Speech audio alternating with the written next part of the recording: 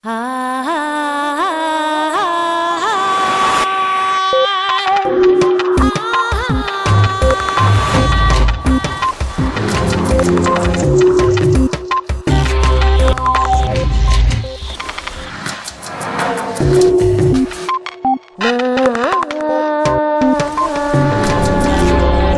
menudo no somos conscientes de las razones y las causas de nuestro propio comportamiento.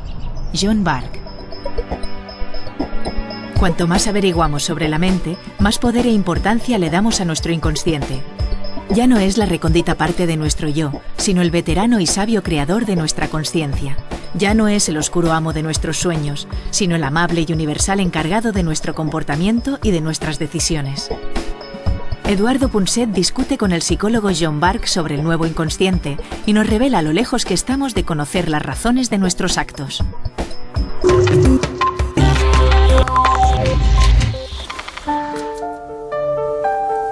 Está a punto de estallar una revolución, porque es una verdadera revolución, sobre por qué decidimos como decidimos, por qué nos comportamos de la manera que nos comportamos.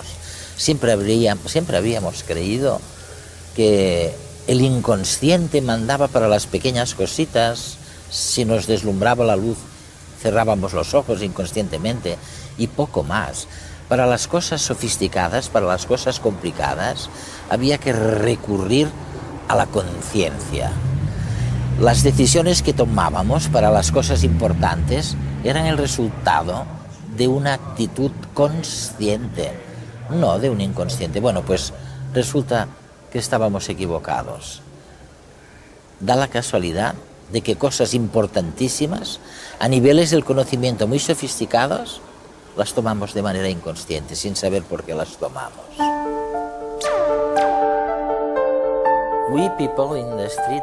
Nosotros, la gente de a pie, siempre habíamos pensado que el inconsciente era algo muy útil para las cosas pequeñas, pero que para las cosas más complejas era necesaria la conciencia. Ni se nos ocurrió que solamente con el inconsciente pudiéramos llevar a cabo procesos cognitivos complejos. Es realmente una revolución. Y no estoy seguro de que la gente de la calle sea realmente consciente de eso. No creo que lo hayan asumido todavía. Siempre ha imperado la noción de que la conciencia iba primero, de que todo arrancaba en la conciencia y de que las cosas se tenían que hacer con conciencia, deliberadamente. Pero con práctica, tal vez algunas de estas cosas se pueden hacer sin conciencia, como conducir un coche, o en el caso de los tenistas, moverse por la pista sin pensar. Esto es así para cualquier cosa que se haya hecho muchas veces y se domine. Pero, sin embargo, ahora empezamos a entender que en realidad el inconsciente fue lo que surgió primero en el tiempo evolutivo, hace muchos cientos o millones de años, y que la conciencia se desarrolló bastante más tarde en la historia de la evolución. Por tanto, hubo necesariamente muchos sistemas inconscientes útiles y adaptativos que guiaron adaptativamente nuestra conducta y nos permitieron sobrevivir y reproducirnos durante centenares de miles de años. Inconscientemente. Inconscientemente, sin conciencia. La conciencia llegó luego, pero eso no quiere decir que los antiguos sistemas desaparecieran. No se esfumaron y fueron sustituidos por sistemas conscientes, porque la evolución por selección natural no funciona así, sino mediante cambios pequeñísimos que aprovechan siempre que sea posible los sistemas que ya están ahí. Una de las cosas que estamos descubriendo es que incluso en la persecución de objetivos conscientes, las motivaciones, las cosas que uno quiere, las evaluaciones, las preferencias, lo que a uno le gusta o no... Me voy a casar o no me gusta casarme... Eso es. Todas estas cosas se fundamentan y basan en la información del sistema inconsciente. Así que el inconsciente entra en juego y nos influye, y a menudo nos aporta la respuesta a estas preguntas. Incluso cuando creemos que estamos haciendo algo conscientemente con atención y conciencia, en realidad hemos llegado a la respuesta de un modo rápido mucho antes de lo que creemos. Si pensamos en la palabra inconsciente, lo más probable es que lo primero que nos venga a la mente sea Freud y su idea de que existe una parte del cerebro misteriosa y primitiva, ligada con los recuerdos de nuestra infancia. El inconsciente de Freud causa sueños y traumas y nos hace actuar en contra de nuestros intereses. Visto desde la perspectiva imperante en el siglo XIX, es algo negativo, escondido en las profundidades de nuestra mente, que nos atormenta y acosa. Nada más lejos de la realidad. En el siglo XXI podemos afirmar que Freud estaba totalmente equivocado. El inconsciente no está oculto ni nos acecha para amargarnos la existencia. Más bien todo lo contrario. De hecho, la vida sin él sería casi imposible. Lo encontramos en nuestros actos más cotidianos, desde los automatismos que nos permiten levantarnos por la mañana y vestirnos y caminar, hasta los sentimientos más profundos que nos impulsan a proteger a nuestros seres queridos. Es el conjunto de todos los pensamientos y sentimientos que se gestan en nuestra mente, momento a momento, a los que no podemos acceder. El inconsciente se encarga de ayudarnos a entender el mundo que nos rodea y a tomar las decisiones que mejor nos convengan. Es una especie de piloto automático en el que podemos confiar, un GPS emocional, una guía de conducta que seguimos sin darnos cuenta de ello.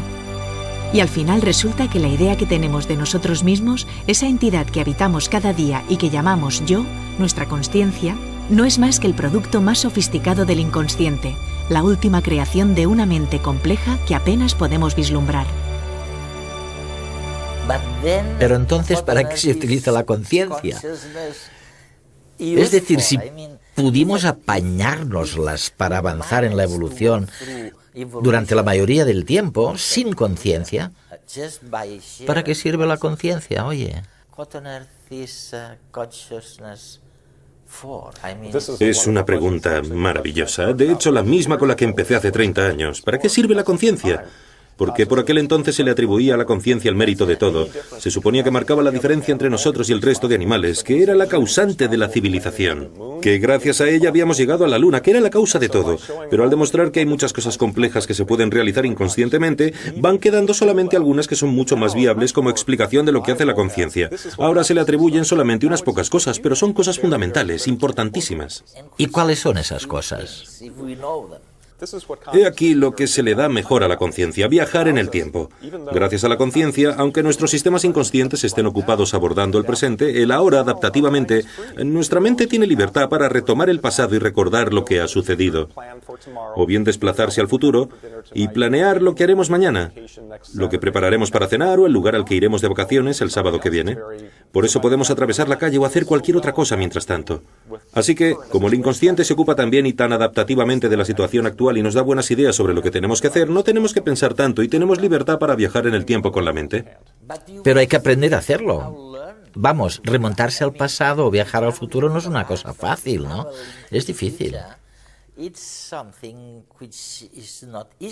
No, no lo es. Los niños no pueden. ¿Cuándo aprendemos estas cosas? ¿En qué momento? Bueno, hacia los 4 años de edad empieza a surgir esa capacidad.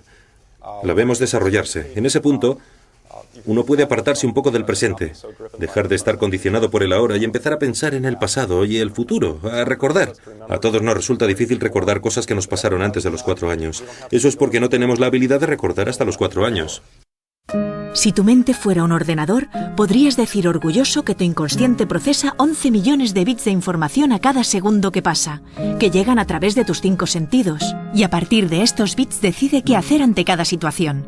Pero tú no te das cuenta de esto, y eso es bueno, porque confiar en tu consciencia para solucionar tus problemas no es la mejor opción. Los científicos han calculado que cuando multiplicas 2 números procesas 12 bits por segundo, y si lees en silencio puedes llegar hasta los 30 bits. No es un dato muy esperanzador. Quizás puedas probar a leer en voz alta. En este caso, alcanzarás los 45 bits por segundo. Tampoco es un resultado excepcional. En conclusión, la capacidad de procesamiento de datos de la consciencia humana tiene un tope máximo de 50 bits en un segundo, lo cual es un resultado ridículo en comparación con esos 11 millones que tu inconsciente gestiona sin que ni te enteres. Y es que, a pesar de que tú crees que sabes mucho, es en realidad el inconsciente el que sabe por ti, y el que decide por ti también. Imagina, por ejemplo, que vas a comprar un apartamento. Lo miras, lo remiras, y en poco rato ya sabes si te gusta o no, si te sientes a gusto en él, si vivirías allí. En realidad, esa sensación tan indefinida es el final de un análisis frenético de datos que tu inconsciente ha llevado a cabo mientras tú comprobabas los acabados y la distribución de las habitaciones. En 10 minutos de exploración, tu inconsciente ha recibido 6.000 millones de bits de información. Si tuvieses que confiar en tu consciencia, no irías tan rápido. Sabiendo el ritmo al que funciona, deberías dedicarle 4 años de tu vida antes de alcanzar a procesar el número de bits necesario para tomar una decisión.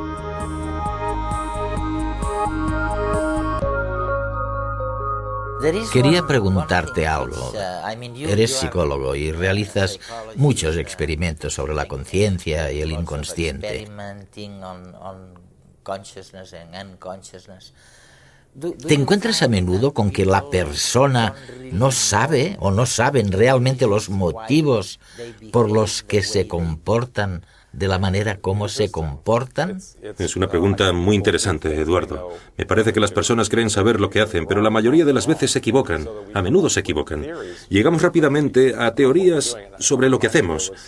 Eso me recuerda a los experimentos de hipnosis que hizo Michael Gazzaniga, el célebre neurocientífico, hace unos 20 años. Por ejemplo, hipnotizaba a alguien y le decía, pongamos que fuera una mujer: cuando cuente 3 y chasquee los dedos, te tirarás al suelo y caminarás como un perro. Y contaba 1, 2, 3, ¡chas! Y la mujer ya estaba en el suelo, inmediatamente. Sin embargo, decía, vaya, se me habrá caído un pendiente y por eso estoy aquí. No había elegido estar en el suelo, lo había hecho por sugestión hipnótica, pero una vez se veía a sí misma ahí, buscaba inmediatamente una explicación racional que fuera razonable. Es una pequeña muestra de lo que siempre estamos haciendo. Captamos impulsos que proceden de otro lugar, que guían nuestros actos, pero cuando actuamos siempre tenemos una bonita historia para justificar por qué hacemos lo que hacemos. Y cuando le dices a alguien, tal vez hayas actuado así porque ha pasado tal y tal cosa en tu entorno. Bueno, cuando le dices eso suele reírse, ¿no? Así es, sí. ¿Podrías darme un ejemplo de esto? ¿De algo en el entorno que te lleve a comportarte de un modo concreto? Sí. En un estudio se lograba que los participantes pensaran en personas importantes para ellos, como su madre, su padre, su pareja, sus hijos. Sabíamos previamente que cuando pensamos en tipos de personas diferentes, se nos activan objetivos en la mente sin que lo sepamos. Por ejemplo, muchos de nosotros, cuando pensamos en nuestros padres, queremos complacerlos, impresionarlos. Queremos que se sientan orgullosos de nosotros. Así que hicimos que los participantes en el experimento pensaran en su madre con preguntas como ¿dónde vive? Háblame de su apartamento. ¿A dónde va a hacer la compra? Con esto, haciéndoles pensar en su madre, les activábamos el objetivo de hacerla sentir orgullosa. Y si luego les pedíamos que hicieran algo, se esforzaban mucho más. Se lo tomaban muy en serio. Es increíble. Mucho más que las demás personas.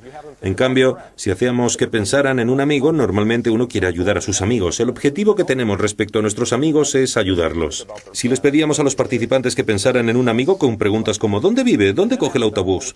Y luego les decíamos, perdona, ¿te importaría ayudarme con otro estudio? Tal vez dure otra media hora, porque el estudio lo hacíamos en el aeropuerto. Nos decían que sí o que no, y luego les decíamos, el motivo por el que has accedido es porque antes pensabas en tu amigo. Esta es la teoría.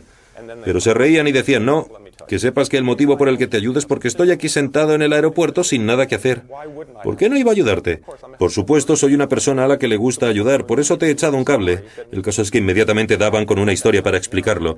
Y necesitamos esta especie de narrativa, porque si no, nos acongoja pensar que otras cosas u otras personas controlan lo que hacemos.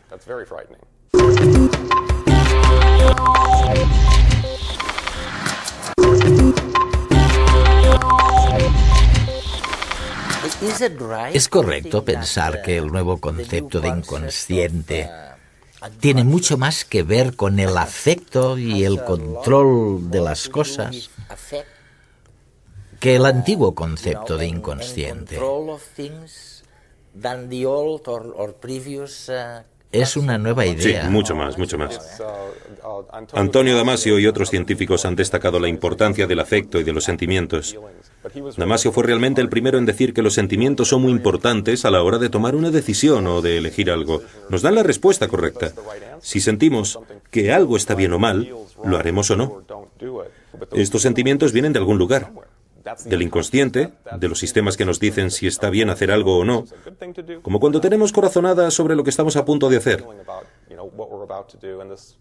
Esa intuición, esa reacción visceral es producto de los antiguos mecanismos inconscientes. Si hablas de una reacción visceral, probablemente lo que quieres decir es que hay una especie de separación entre el acto habitual de pensar conscientemente y los órganos biológicos que nos hacen pensar inconscientemente. Oye, ¿hay de verdad una separación anatómica entre los dos? No, no lo creo. Hasta ahora nadie la ha encontrado, aunque muchos han buscado la base neurológica de la conciencia para saber en qué células o qué neuronas estaba localizada. Pero lo que estamos descubriendo es que hay muchas similitudes entre lo que hacemos inconscientemente y lo que hacemos conscientemente. Es casi como si los procesos conscientes utilizaran los inconscientes, recurrieran al sistema antiguo, y por eso hubiera un parecido tan grande entre ambos.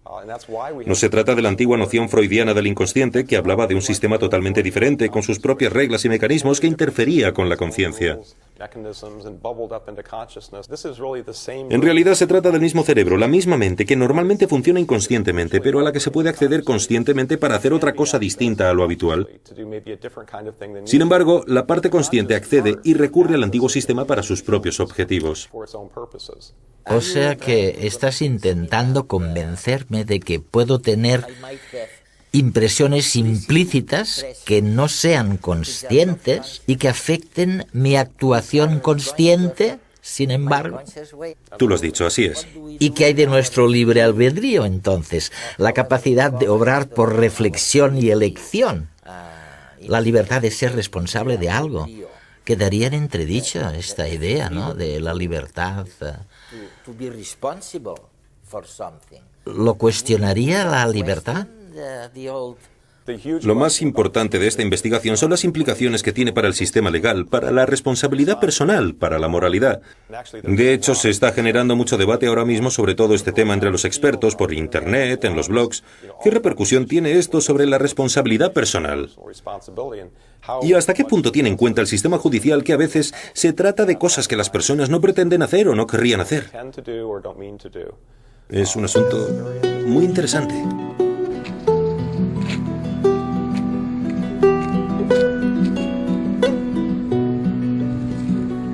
Crees que percibes el mundo tal y como es, de forma instantánea y sin esfuerzo.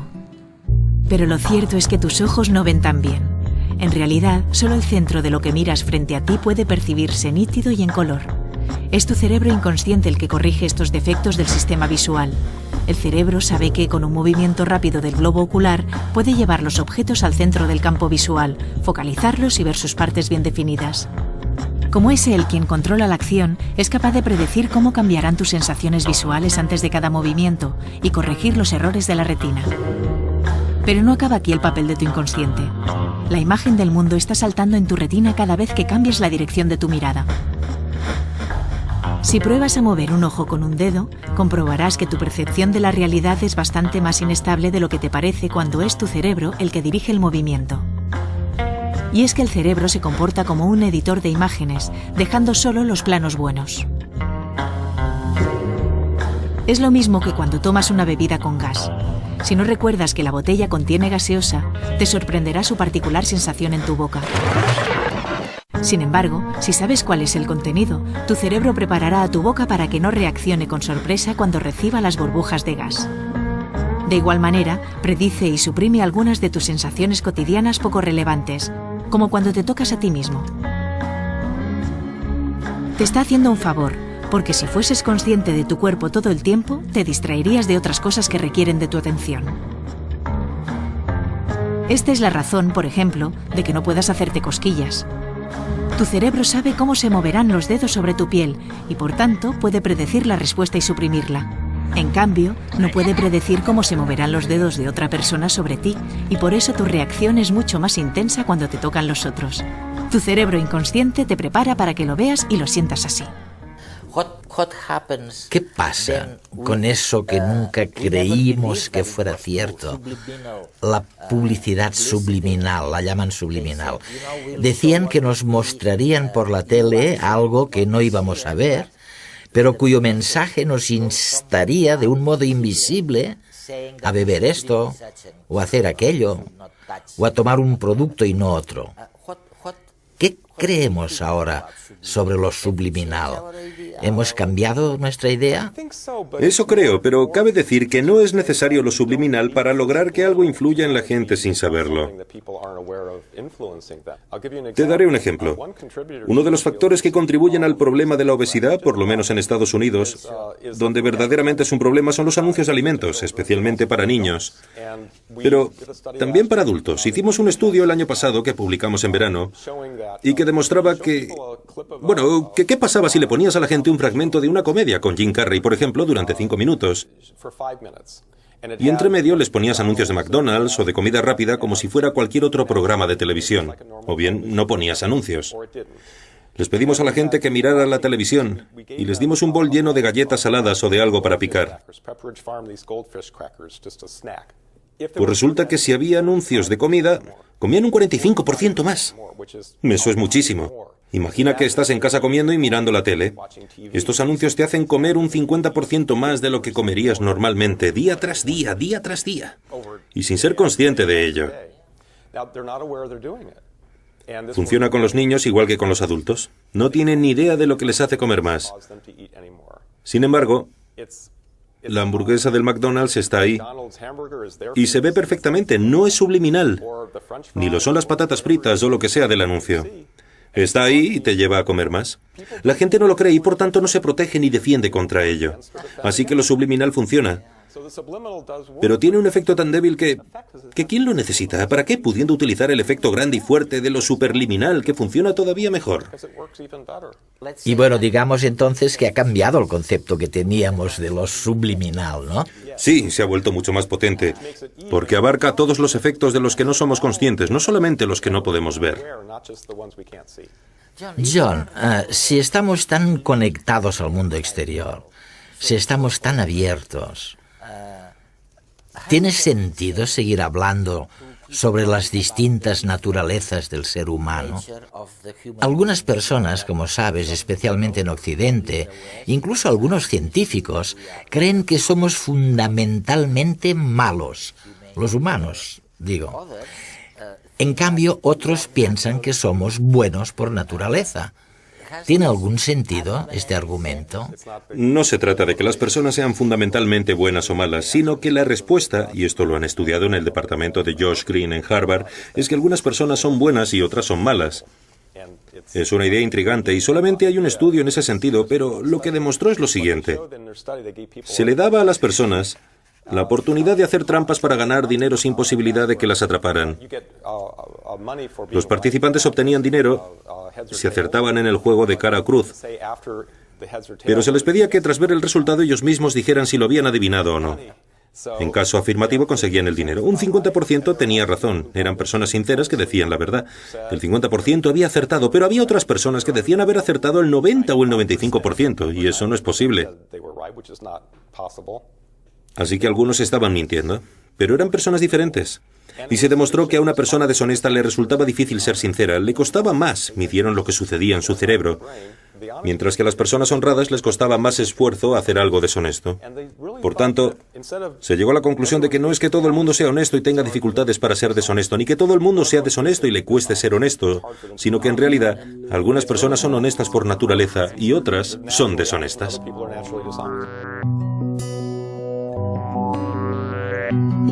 Los que después de ver este programa pensaran que habrían salido de dudas sobre cuestiones importantísimas que la humanidad ha discutido durante miles de años. ¿Somos fundamentalmente buenos o somos fundamentalmente malos? Bueno, seguirán con las dudas, porque los últimos experimentos no están dando la razón a nadie y dicen que depende. Unos son buenos y otros son malos. Pero de lo que no cabe ninguna duda es que nos quedamos con la impresión de que tenemos que echar a la papelera la vieja concepción del inconsciente. Parece que el inconsciente lo hace casi todo. Increíble, ¿no? Pero eso sí. Una de las funciones de la consciencia es seleccionar comportamientos que puedan automatizarse y volverse inconscientes. John Bargh.